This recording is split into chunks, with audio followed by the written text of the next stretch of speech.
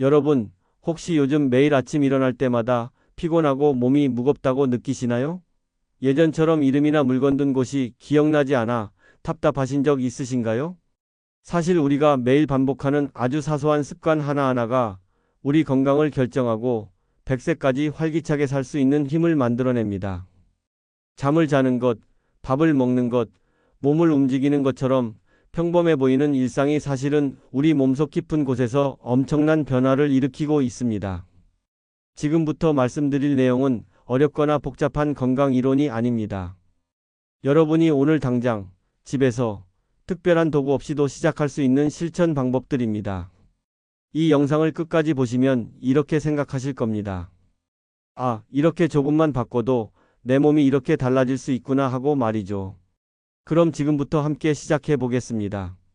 클릭 한 번이면 여러분의 장수 점수 1 됩니다. 밤에 누워도 쉽게 잠들지 못하고 뒤척이다가 새벽에 깨는 일이 반복되시나요? 아침에 일어나면 어젯밤 잠을 잔 것 같지 않고 온몸이 찌뿌둥하고 머리가 무거운 느낌 혹시 자주 경험하고 계신가요? 많은 분들이 나이가 들면 잠이 줄어드는 게 당연하다고 생각하십니다. 그래서 밤에 5시간, 6시간만 자도 괜찮다고 여기시죠. 하지만 이것은 매우 위험한 생각입니다. 잠은 단순히 피곤한 몸을 쉬게 하는 시간이 아니기 때문입니다. 우리가 잠을 자는 동안 우리 몸에서는 놀라운 일들이 벌어집니다. 낮 동안 쌓인 노폐물들이 뇌에서 깨끗하게 씻겨나가고 손상된 세포들이 수리되며 면역 세포들이 활발하게 움직이면서 우리 몸을 지킵니다. 그런데 잠이 부족하면 이 모든 회복 과정이 제대로 이루어지지 않습니다. 특히 우리 뇌는 잠을 자는 동안 낮에 배운 것들을 정리하고 기억으로 저장합니다. 잠이 부족하면 기억력이 떨어질 수밖에 없는 이유입니다. 더 심각한 것은 잠이 부족한 상태가 계속되면 치매 위험이 높아지고 심장과 혈관에 부담이 가며 우리 몸을 지키는 면역력까지 약해진다는 사실입니다. 실제로 평생 짧은 수면 시간으로 살아오신 분의 이야기를 들려드리겠습니다. 72세 정태수님은 젊었을 때부터 일이 바쁘다는 이유로 밤 11시에 자서 새벽 4시에 일어나는 생활을 수십 년간 이어오셨습니다. 하루 5시간 정도만 주무시는 습관이 몸에 완전히 배어버린 상태였죠. 처음에는 별다른 문제를 느끼지 못하셨습니다. 오히려 남들보다 일찍 일어나니까 하루를 길게 쓸 수 있어서 좋다고 생각하셨습니다. 그런데 60대 후반부터 변화가 생기기 시작했습니다. 아침에 일어나도 개운하지 않고 온종일 피곤한 느낌이 가시지 않았습니다. 낮에 의자에 앉아 있으면 자꾸 졸음이 쏟아졌고 약속 시간이나 사람 이름을 자주 잊어버리게 되었습니다. 병원에 가보니 혈압이 높게 나왔고 기억력 검사에서도 또래에 비해 낮은 점수가 나왔습니다. 의사 선생님은 수면 부족이 이 모든 문제의 근본 원인일 수 있다고 말씀하셨습니다. 그분은 처음에는 믿기지 않았습니다. 평생 이렇게 살아왔는데 지금 와서 잠을 더 자는 게 무슨 소용이 있겠냐고 생각하셨죠. 하지만 가족들의 권유로 생활 습관을 바꿔보기로 결심하셨습니다. 밤 10시에는 침대에 누워 책을 읽거나 조용한 음악을 듣다가 잠드는 연습을 시작했습니다. 처음에는 익숙하지 않아서 밤 10시에 누워도 한두 시간 뒤척이다가 잠들곤 했습니다. 그래도 포기하지 않고 매일 같은 시간에 침대에 누우셨습니다. 2주쯤 지나자 조금씩 변화가 느껴지기 시작했습니다. 밤 10시 반이면 자연스럽게 졸음이 오고 아침 6시쯤 저절로 눈이 떠졌습니다. 하루 7시간 반 정도를 주무시게 된 것이죠. 한 달이 지나자 아침에 일어날 때 개운한 느낌이 들었고 낮 동안 졸음이 덜 쏟아졌습니다. 3개월 후 다시 병원에 갔을 때는 혈압이 정상 범위로 내려갔고 기억력도 조금씩 나아지고 있다는 평가를 받으셨습니다. 그분은 이제 충분한 수면이 약보다 더 중요하다는 것을 몸소 깨달으셨다고 합니다. 잠을 충분히 자니까 낮 동안 머리가 맑아지고 기분도 좋아졌으며 가족들과 대화할 때도 집중이 더 잘 된다고 말씀하셨습니다. 그렇다면 우리는 어떻게 해야 할까요? 해결책은 생각보다 단순합니다. 매일 밤 7시간에서 8시간 정도 충분히 자는 것입니다. 잠자리 환경도 중요합니다. 방은 최대한 어둡고 조용하게 만들어야 합니다. 작은 불빛 하나도 우리 뇌에 신호를 보내서 깊은 잠을 방해할 수 있습니다. 여러분이 오늘부터 실천할 수 있는 구체적인 방법을 알려드리겠습니다. 첫째, 스마트폰과 텔레비전은 잠들기 최소 1시간 전에 끄세요. 화면에서 나오는 푸른빛이 우리 뇌를 깨어있게 만듭니다. 둘째, 매일 같은 시간에 자고 같은 시간에 일어나세요. 주말이라고 늦잠을 자거나 평소보다 훨씬 일찍 일어나면 우리 몸의 리듬이 깨집니다. 잠은 건강의 가장 기본입니다. 아무리 좋은 음식을 먹고 열심히 운동해도 잠이 부족하면 그 효과가 반감됩니다. 오늘 밤부터 충분한 수면을 위해 조금 일찍 침대로 가보시는 건 어떨까요? 여러분은 건강을 위해 무엇을 먹어야 하는지 고민하신 적 많으시죠? 텔레비전만 켜면 이것이 좋다, 저것이 좋다는 정보들이 쏟아집니다. 그런데 정말 특정 음식 하나가 우리 건강을 완전히 바꿀 수 있을까요? 사실 어떤 음식이 몸에 좋은지는 사람마다 다릅니다. 같은 음식을 먹어도 누구는 혈당이 급격히 오르고 누구는 안정적으로 유지되기도 합니다. 이것은 우리 몸속 장내 세균의 종류와 개인의 체질이 모두 다르기 때문입니다. 그래서 연구를 통해 모든 사람에게 좋은 음식이라고 증명하는 것이 매우 어렵습니다. 그렇다면 우리는 무엇에 집중해야 할까요? 바로 무엇을 먹느냐보다 언제, 어떻게 먹느냐입니다. 우리 몸에는 24시간을 주기로 작동하는 생체 시계가 있습니다. 이 시계에 맞춰 식사를 하면 같은 음식을 먹어도 몸이 훨씬 효율적으로 소화하고 에너지로 사용합니다. 특히 중요한 것이 혈당입니다. 혈당이 급격하게 올라갔다 내려가는 것을 반복하면 우리 몸이 지치고 살이 찌기 쉬우며 당뇨병 위험도 높아집니다. 혈당을 안정적으로 유지하는 것이 건강 장수의 핵심입니다. 실제 사례를 하나 들려드리겠습니다. 68세 김영옥님은 평생 아침 식사를 거르지 않으셨습니다. 그런데 아침마다 드시는 것이 단팥빵 2개와 달콤한 커피였습니다. 빵은 부드럽고 먹기 편하니까 좋았고 커피는 하루를 시작하는 활력소라고 생각하셨습니다.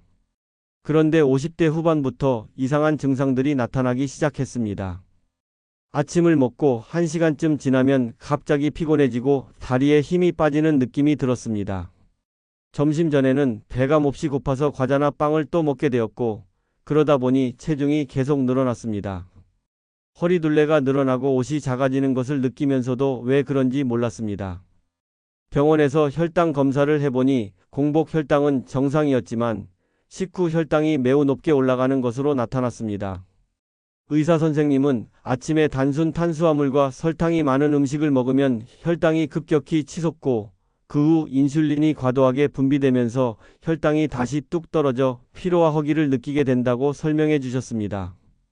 그분은 아침 식사를 완전히 바꾸기로 결심했습니다. 하지만 갑자기 낯선 음식을 먹기는 어려웠습니다. 그래서 먼저 아침 식사 시간을 조금 늦췄습니다. 원래 아침 7시에 먹던 것을 9시로 미뤘습니다. 그리고 빵 대신 삶은 달걀 2개와 나물 반찬, 작은 고구마 1개를 드시기 시작했습니다. 처음 며칠은 입맛이 당기지 않았습니다. 달달한 빵과 커피가 그리웠습니다. 하지만 일주일쯤 지나자 놀라운 변화가 느껴졌습니다. 아침을 먹고 나서도 피곤하지 않았고 점심때까지 배고픔을 느끼지 않았습니다. 오전 내내 머리가 맑고 집중이 잘 되는 느낌이었습니다. 한 달 후부터는 체중이 조금씩 줄어들기 시작했습니다. 특별히 굶거나 힘든 운동을 한 것도 아닌데 자연스럽게 군살이 빠졌습니다. 3개월 후 다시 병원에서 검사를 받았을 때는 식후 혈당이 정상 범위로 돌아왔고 허리둘레도 5cm 줄어들었습니다. 그분은 이제 아침 식사가 하루의 에너지를 좌우한다는 것을 확실히 알게 되었다고 말씀하셨습니다. 그분의 경험에서 우리가 배울 점은 무엇일까요? 첫째, 아침 식사를 너무 일찍 하지 않아도 괜찮습니다. 우리 몸의 소화 기능은 아침보다 낮에 더 활발하게 작동합니다. 둘째, 식사 순서가 중요합니다. 채소를 먼저 먹고 그 다음 단백질, 마지막으로 탄수화물을 먹으면 혈당이 천천히 올라갑니다. 여러분이 실천할 수 있는 구체적인 방법을 알려드리겠습니다. 첫째, 흰 쌀밥보다는 현미나 잡곡밥을 드세요. 섬유질이 많아서 혈당이 천천히 올라갑니다. 둘째, 저녁 식사는 잠들기 3시간에서 4시간 전에 마치세요. 밤 10시에 주무신다면 저녁 6시나 7시에 식사를 끝내는 것이 좋습니다. 무엇을 먹느냐도 중요하지만 언제 어떻게 먹느냐가 더 중요합니다. 오늘 저녁부터 식사 시간과 순서를 조금만 바꿔보시면 어떨까요? 단식이라는 말을 들으면 어떤 생각이 드시나요? 배고프고 힘들 것 같다는 생각이 먼저 드실 겁니다. 나이 드신 분들은 특히 굶으면 기력이 떨어지고 몸이 약해질까봐 걱정하시죠.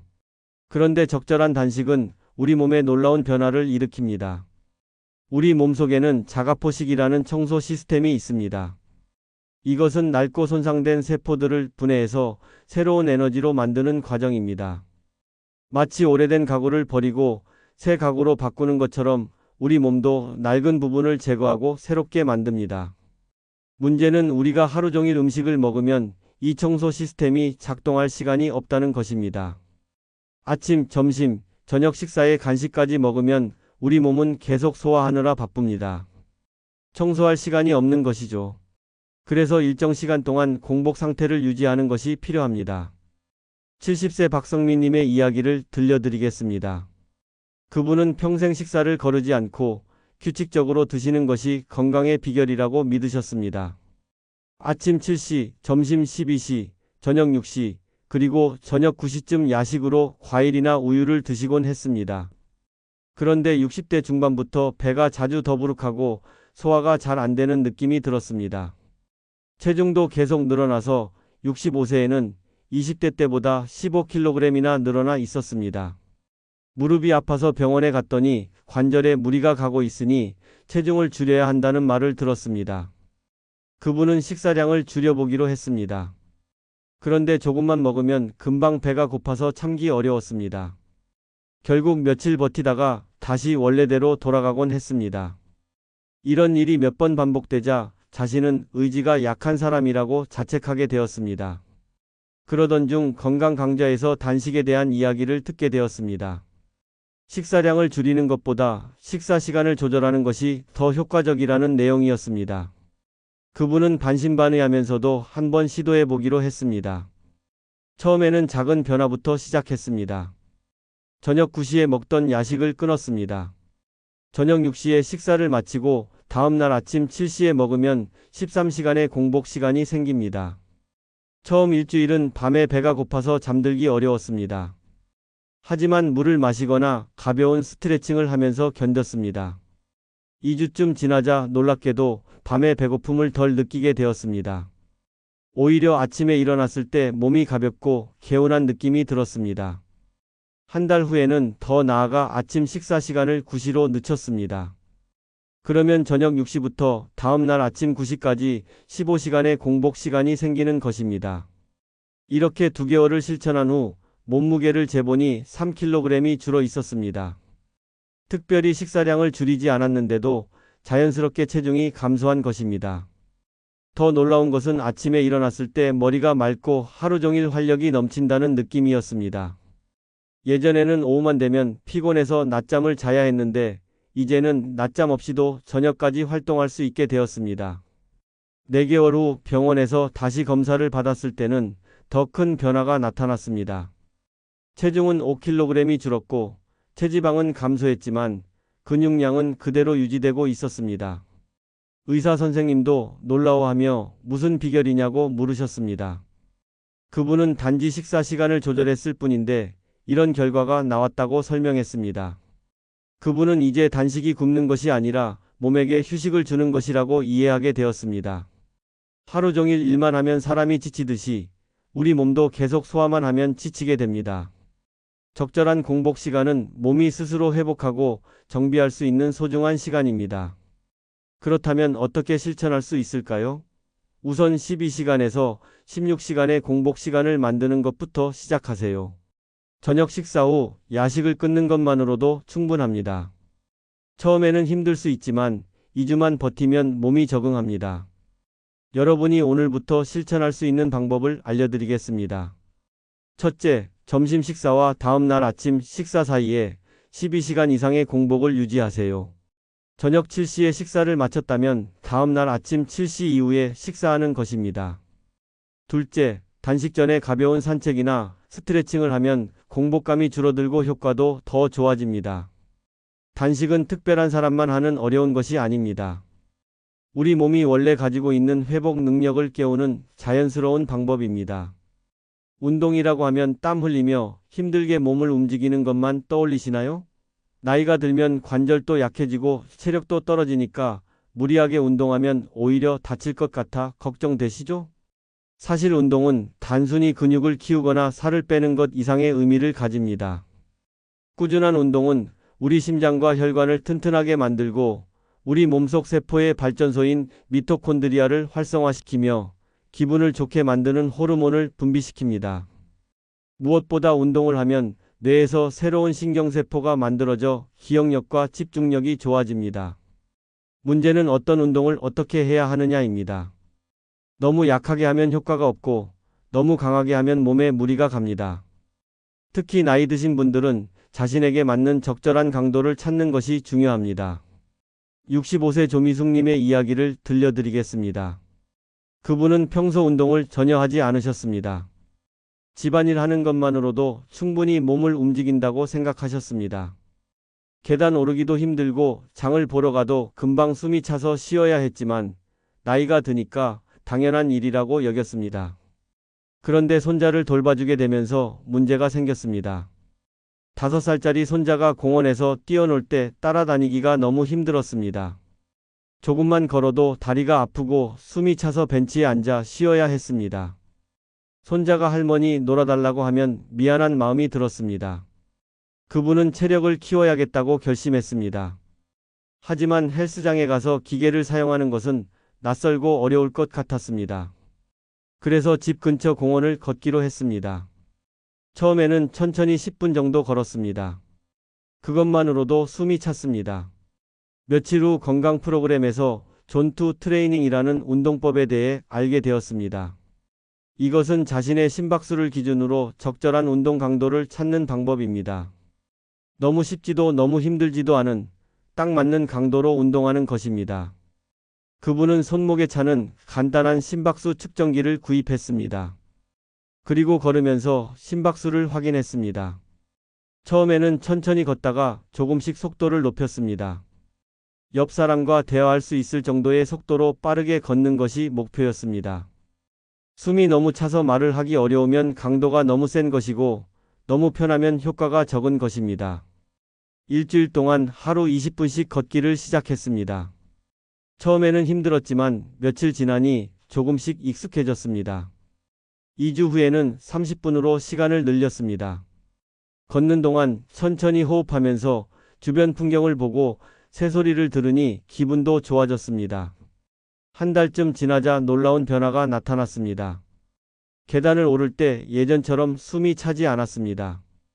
장을 보러 가도 무거운 장바구니를 들고 집까지 걸어올 수 있게 되었습니다. 무엇보다 손자와 공원에서 놀 때 예전보다 훨씬 오래 함께할 수 있게 되었습니다. 그분은 여기서 멈추지 않고 간단한 근력 운동도 추가했습니다. 의자에 앉았다 일어서기를 10번씩 하루 3번 반복했습니다. 벽을 짚고 팔굽혀펴기도 10번씩 했습니다. 처음에는 10번도 힘들었지만 한 달 후에는 15번, 20번으로 늘릴 수 있었습니다. 3개월 후 그분의 몸은 완전히 달라져 있었습니다. 체중은 2kg 줄었지만 옷맵시가 훨씬 좋아졌습니다. 근육이 생기면서 몸이 탄탄해진 것입니다. 아침에 일어날 때도 몸이 가볍고 하루 종일 활력이 넘쳤습니다. 무엇보다 손자와 함께 뛰어놀 수 있게 된 것이 가장 기뻤습니다. 병원에서 검사를 받았을 때는 더 좋은 소식이 있었습니다. 혈압이 정상 범위로 내려갔고 콜레스테롤 수치도 개선되었습니다. 의사 선생님은 꾸준한 운동이 약보다 더 효과적이었다고 말씀하셨습니다. 그분은 운동이 이렇게 좋은 줄 몰랐다고 하십니다. 헬스장에 가지 않아도 비싼 운동기구를 사지 않아도 충분히 건강해질 수 있다는 것을 깨달으셨습니다. 지금도 매일 아침 30분씩 빠르게 걷고 집에서 간단한 근력 운동을 하고 계십니다. 그렇다면 어떻게 운동을 시작해야 할까요? 가장 중요한 것은 자신의 체력에 맞는 강도를 찾는 것입니다. 너무 무리하면 다치고 너무 약하면 효과가 없습니다. 심박수를 기준으로 운동하면 자신에게 딱 맞는 강도를 찾을 수 있습니다. 여러분이 오늘부터 실천할 수 있는 방법을 알려드리겠습니다. 첫째, 간단한 심박수 측정기를 활용하세요. 요즘은 스마트폰이나 스마트워치에도 심박수 측정 기능이 있습니다. 둘째, 운동하는 동안 천천히 깊게 호흡하면서 집중하세요. 호흡이 가빠지면 속도를 줄이고 너무 편하면 조금 더 빠르게 움직이세요. 운동은 특별한 사람만 하는 것이 아닙니다. 나이와 상관없이 누구나 자신의 체력에 맞게 시작할 수 있습니다. 오늘부터 하루 10분이라도 몸을 움직여 보시는 건 어떨까요? 지금까지 잠, 식사, 단식, 운동에 대해 말씀드렸습니다. 혹시 이것들이 각각 따로 떨어진 별개의 일들이라고 생각하시나요? 사실 이 모든 것들은 서로 연결되어 있습니다. 잠을 잘 자면 식욕이 조절되고, 식사 시간을 잘 지키면 운동 효과가 더 좋아지며, 운동을 하면 잠도 깊게 잘 수 있습니다. 우리 몸은 하나로 연결된 유기체입니다. 한 부분만 좋아진다고 전체가 건강해지는 것이 아니라 모든 부분이 조화롭게 작동해야 진정한 건강을 얻을 수 있습니다. 그래서 생활 습관을 전체적으로 개선하는 것이 중요합니다. 75세 이명수님의 이야기를 들려드리겠습니다.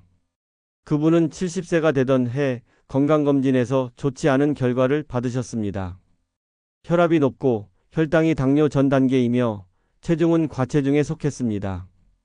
의사 선생님은 약을 처방하면서 생활 습관도 바꿔야 한다고 말씀하셨습니다. 그분은 처음에는 막막했습니다. 평생 살아온 습관을 바꾼다는 것이 쉽지 않았기 때문입니다. 무엇부터 어떻게 시작해야 할지 몰랐습니다. 하지만 건강이 더 나빠지면 가족들에게 짐이 될까봐 걱정이 되었습니다. 그분은 작은 것부터 하나씩 바꾸기로 결심했습니다. 먼저 수면 시간을 기록하기 시작했습니다. 매일 밤 몇 시에 잤는지, 아침에 몇 시에 일어났는지, 잠을 잘 잤는지 노트에 적었습니다. 기록을 보니 자신이 생각했던 것보다 잠을 적게 자고 있다는 것을 알게 되었습니다. 첫 주에는 수면 시간을 늘리는 데 집중했습니다.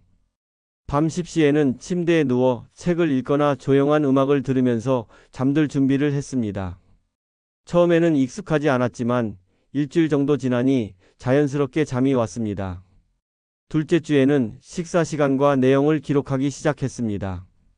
언제 무엇을 먹었는지 적다 보니 자신도 모르게 간식을 많이 먹고 있다는 것을 발견했습니다. 저녁 식사 후에도 과일이나 빵을 먹곤 했습니다.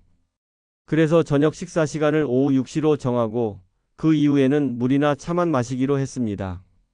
셋째 주에는 식사 내용을 조금씩 바꿨습니다. 흰 쌀밥 대신 현미와 잡곡을 섞은 밥을 먹었습니다. 처음에는 씹는 맛이 거칠어서 불편했지만 며칠 지나니 익숙해졌습니다. 고기나 생선을 먹을 때는 채소 반찬을 먼저 먹고 밥은 마지막에 조금만 먹었습니다. 넷째 주부터는 운동을 추가했습니다. 아침에 일어나서 집 근처 공원을 30분 정도 빠르게 걸었습니다. 처음에는 힘들었지만 수면과 식사가 개선되니 운동할 체력이 생겼습니다. 걷는 동안 자연을 보고 신선한 공기를 마시니 기분도 좋아졌습니다. 한 달이 지나자 작은 변화들이 느껴지기 시작했습니다. 아침에 일어날 때 몸이 가볍고 낮 동안 피곤함이 덜했습니다. 소화도 잘 되고 배변도 규칙적이 되었습니다. 무엇보다 기분이 좋아지고 의욕이 생겼습니다. 그분은 매주 일요일마다 지난 한 주를 되돌아보는 시간을 가졌습니다. 수면 시간은 잘 지켰는지, 식사는 계획대로 했는지, 운동은 며칠이나 했는지 체크했습니다. 잘한 것은 칭찬하고 부족한 부분은 다음 주에 보완하기로 했습니다. 2개월이 지나자 체중계 숫자가 줄어들기 시작했습니다. 특별히 굶거나 힘든 다이어트를 한 것도 아닌데 자연스럽게 3kg이 빠졌습니다. 옷도 여유로워지고 허리띠 구멍도 한 칸 줄어들었습니다. 3개월 후 다시 병원에 갔을 때 의사 선생님이 놀라워하셨습니다. 혈압이 정상 범위로 내려갔고 혈당도 많이 개선되었습니다. 약을 먹으면서 생활 습관도 바꾼 결과였습니다. 의사 선생님은 이대로 계속하면 약을 줄일 수도 있을 것 같다고 말씀하셨습니다. 6개월이 되었을 때는 더 큰 변화가 있었습니다. 체중은 7kg 줄었고 혈압약은 반으로 줄었으며 혈당은 정상 범위로 완전히 돌아왔습니다. 무엇보다 그분 스스로 몸이 가볍고 활력이 넘친다고 느꼈습니다. 계단을 오를 때 숨이 차지 않았고 손주들과 놀아줄 때도 예전보다 훨씬 오래 함께할 수 있었습니다. 그분은 이제 건강관리가 생활의 일부가 되었습니다. 특별히 힘들거나 불편하지 않습니다. 매일 같은 시간에 자고 일어나고 규칙적으로 식사하고 꾸준히 걷는 것이 자연스러운 루틴이 되었습니다. 가끔 모임이나 여행으로 일정이 바뀌어도 금방 다시 원래 습관으로 돌아옵니다. 그분의 변화를 본 주변 친구들도 하나둘씩 건강관리를 시작했습니다. 함께 아침에 공원에서 만나 걷기도 하고 서로 격려하고 응원하면서 동기부여가 됩니다. 혼자 하기 어려운 일도 함께하면 즐겁고 오래 지속할 수 있습니다. 그분은 70세에 시작한 생활 습관 개선이 자신의 인생을 바꿨다고 말씀하십니다. 건강을 되찾으니 삶의 질이 완전히 달라졌습니다. 여행도 다니고 취미 생활도 하고 봉사활동도 할 수 있게 되었습니다. 무엇보다 가족들에게 짐이 되지 않고 스스로 건강하게 살 수 있다는 것이 가장 큰 기쁨입니다. 여러분도 시작할 수 있습니다. 한꺼번에 모든 것을 바꾸려고 하지 마세요. 작은 것 하나부터 시작하세요. 오늘은 30분 일찍 자는 것, 내일은 저녁 식사를 조금 일찍 하는 것, 모레는 10분 걷기 이렇게 하나씩 추가해 가면 됩니다. 여러분이 오늘부터 실천할 수 있는 방법을 알려드리겠습니다. 첫째, 매일 자신의 생활을 간단히 기록하세요. 잠, 식사, 운동을 언제 어떻게 했는지 적으면 자신의 패턴을 알 수 있습니다. 둘째, 가족이나 친구와 함께 실천하세요. 혼자보다 함께할 때 동기부여가 되고 오래 지속할 수 있습니다. 건강은 하루아침에 만들어지지 않습니다. 하지만 매일 조금씩 쌓이는 작은 습관들이 모여 큰 변화를 만듭니다. 100세까지 건강하게 사는 것은 특별한 사람만 할 수 있는 일이 아닙니다. 오늘부터 작은 습관 하나를 바꾸는 여러분도 충분히 할 수 있습니다. 여러분, 오늘 이야기를 들으시면서 무엇을 느끼셨나요? 건강이 멀리 있는 것이 아니라 우리 일상 속에 있다는 것을 느끼셨기를 바랍니다. 잠을 충분히 자는 것, 식사 시간과 순서를 조절하는 것, 적절한 공복 시간을 만드는 것, 꾸준히 몸을 움직이는 것. 이 모든 것들이 특별하거나 어려운 일이 아닙니다. 우리가 매일 하는 일상적인 행동들을 조금만 바꾸면 됩니다. 중요한 것은 완벽하게 하려고 하지 않는 것입니다. 가끔 늦게 자는 날도 있을 수 있고, 약속 때문에 식사 시간이 불규칙해질 수도 있으며, 날씨가 나빠서 운동을 못하는 날도 있을 수 있습니다. 괜찮습니다. 다시 시작하면 됩니다. 건강은 먼 미래의 목표가 아니라 오늘부터 지킬 수 있는 선택입니다. 오늘 밤 조금 일찍 잠자리에 들고 내일 아침 식사를 천천히 즐기며 모레 10분이라도 밖을 걷는 것. 이런 작은 선택들이 모여 여러분의 건강을 만들고 활기찬 100세 생활로 이어집니다. 지금 이 순간부터 시작하세요. 내일이 아니라 오늘, 나중이 아니라 지금 바로 말입니다. 여러분의 몸과 마음이 달라지는 것을 느낄 수 있을 겁니다. 건강한 습관이 쌓여 행복한 노년이 만들어지고 사랑하는 가족들과 더 오래 함께할 수 있습니다. 여러분의 건강한 100세를 응원합니다. 오늘도 좋은 하루 보내세요.